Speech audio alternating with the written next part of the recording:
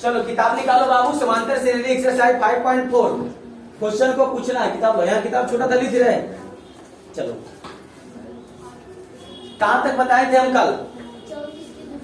34 के दूसरा, तीसरा बना था 34 का तीसरा। कोई बात नहीं, देखो इधर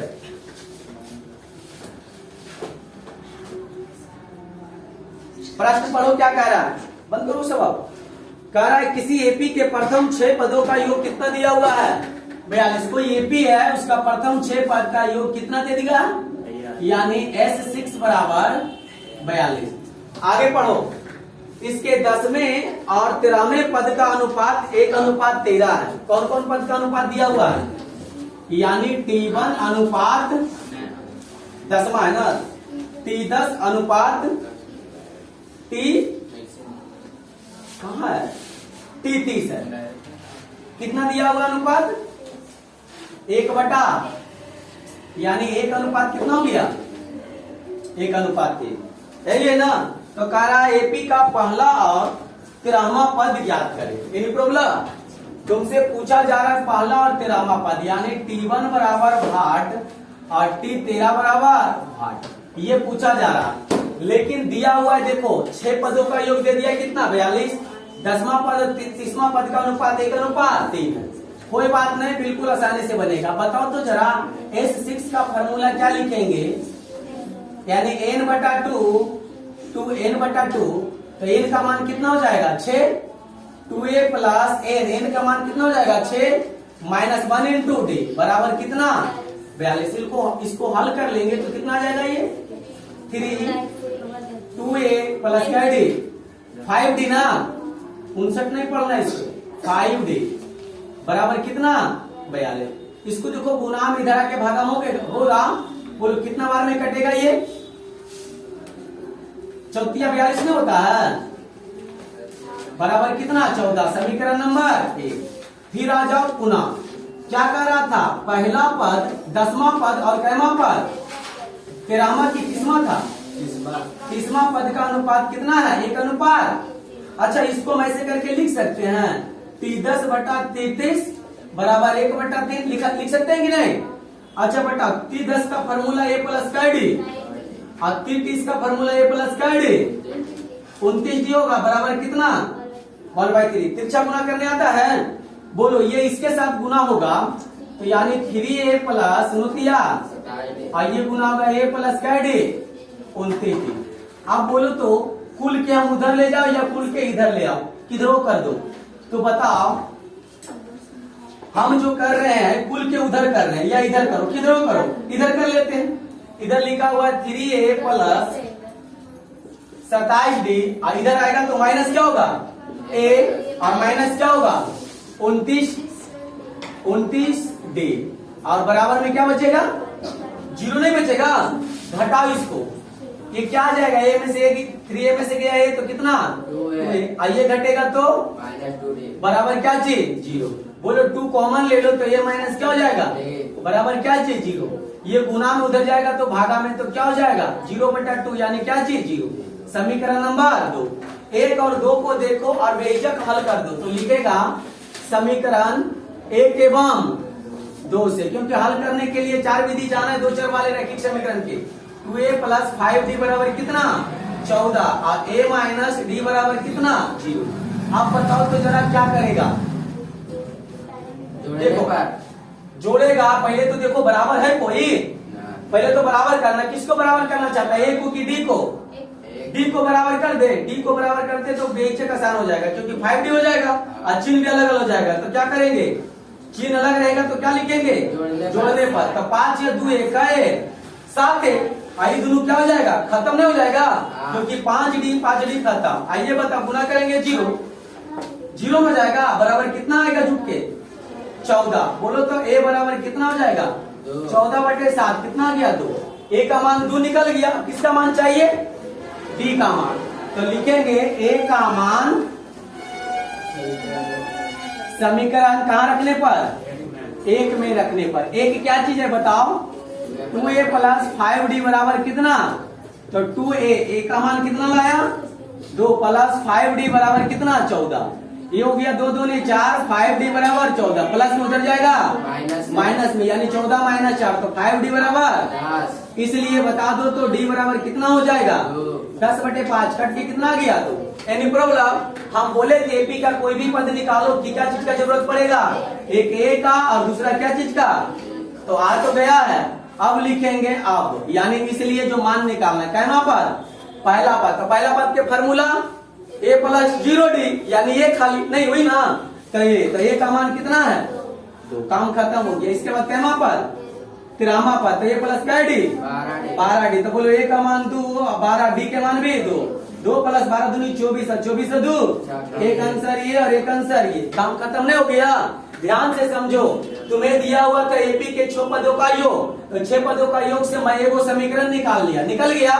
फिर दूसरा कंडीशन दिया हुआ था 10वां पद और 30वां पद के अनुपात एक अनुपात कितना है? 3। यहाँ से मैं दूसरा समीकरण निकाल लिया, यानी दूसरा समीकरण तुम्हारा ये हो गया। अभी जब ये दोनों को हल किए तो हमें ए और किसका मान मिला? डी का। तो एपी के कोई भी पद निकालने के लिए किसका किसका जरूरत पड़ेगा? ए और डी का। जैसे निकल गया पहला 13वां पद निकल गया, अब जयमा भी पद बोलेगा नहीं निकल जाएगा? नोट करो।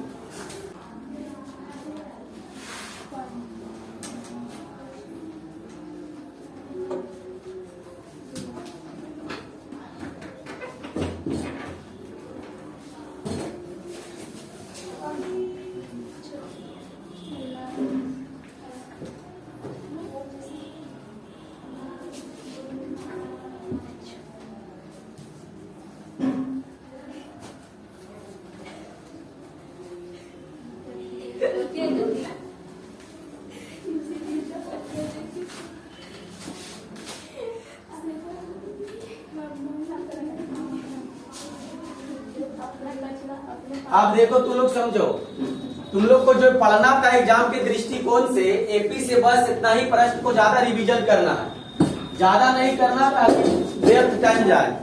तो क्वेश्चन नंबर तुम लोग को 34 तक क्लियर कर लेना रिवीजन करके।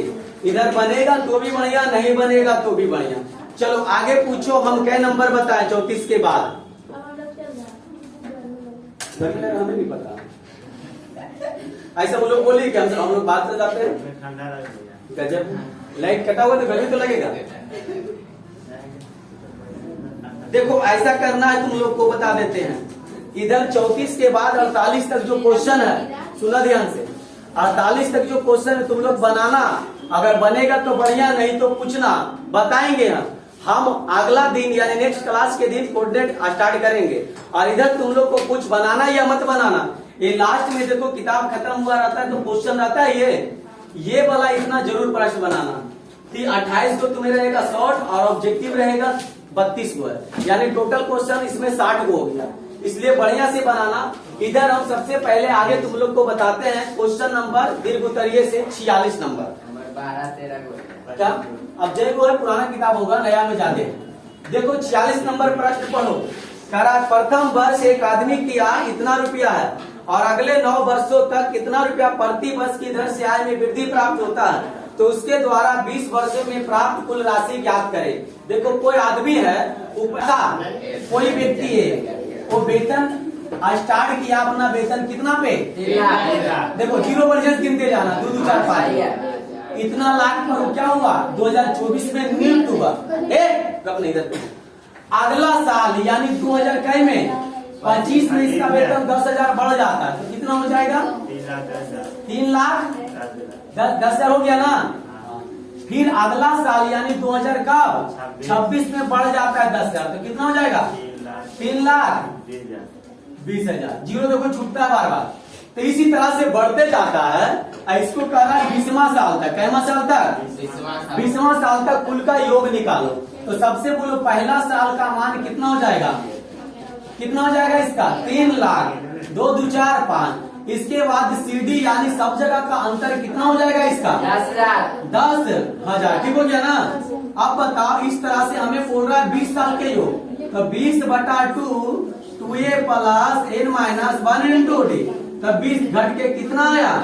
2 गुने कई लाख? 3 लाख। 3 लाख। देखना जीरो सही है ना। एन का आप देखे फायदा है उधर 2 2 4 5 ठीक है। एन का मान कितना है 20 माइनस 1 और डी का मान 10,000। बोलो ये कितना आ गया 10 3 दूनी 6 लाख 6 लाख हो गया 6 लाख।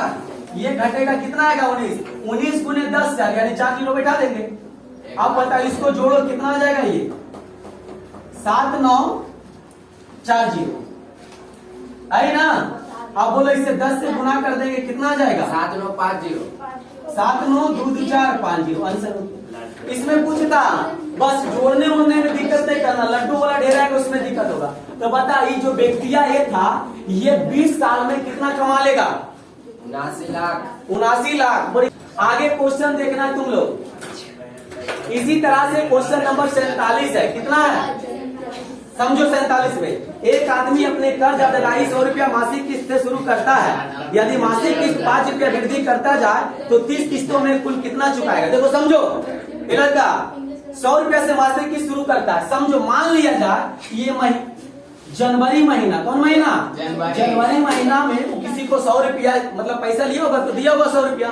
इसके बाद फरवरी में किसमें वो 5 रुपया वृद्धि करके जमा करता है तो कितना करेगा 105। फिर मार्च में कितना जमा करेगा, फिर अप्रैल में कितना करेगा बोलो 105। इसी तरह से आगे चलते जाता है। कई साल तक 30 साल तक वो कितना पैसा जमा कर देगा। कई साल तक 30 साल तक। तो देखो यार सब चीज पता चलता होगा।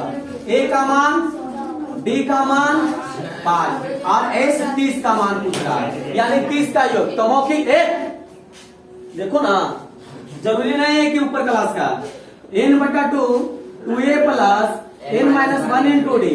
तो बोलो n का मान 30 बटा 2 2 गुने a का मान n का मान 5 माइनस 1 d का मान सॉरी n का मान 30 और d का मान 5। मौखिक देख लो 15। ये बताओ कितना हो गया 200। ये घट के 29 29 पचे भैया दे 29 पचे हाफ की करता।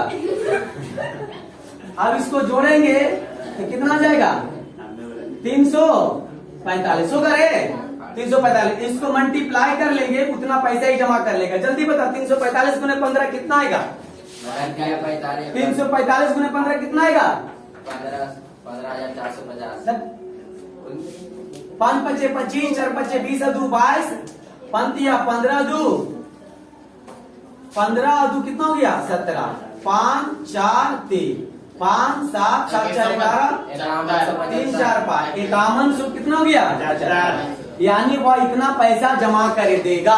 कई महीना तक 30 महीना तक इतना पैसा वो जमा कर देगा। 100 पहला महीना 100 रुपया, अगला महीना 105 रुपया, फिर अगला महीना 110 रुपया, फिर अगला महीना 15, फिर 20, इस तरह से बढ़ते जाता। अब कई महीना तक 30 महीना तक वो कितना पैसा जमा कर देगा 5175 रुपया। इस तरह से इधर एक क्वेश्चन और है नहीं बनेगा क्या बोलो ये भी बन जाएगा 48 का।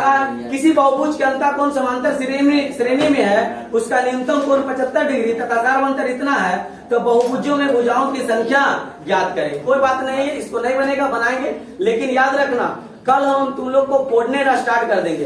कोऑर्डिनेट कहने का मतलब चैप्टर कितना है रे 7 में होगा 7 में है ना। हाँ और ज्यामिति 2 को भी छोड़ के चलेंगे यानी 7 तुम लोग को स्टार्ट कर देंगे कोऑर्डिनेट। तुम लोग को कोऑर्डिनेट पढ़ा दिए होंगे एक्स अक्ष भुज वाई अक्ष कोटि सब पढ़ाए कि नहीं। डिवीजन एक प्रकार पढ़ा। ठीक है मिलते हैं नेक्स्ट।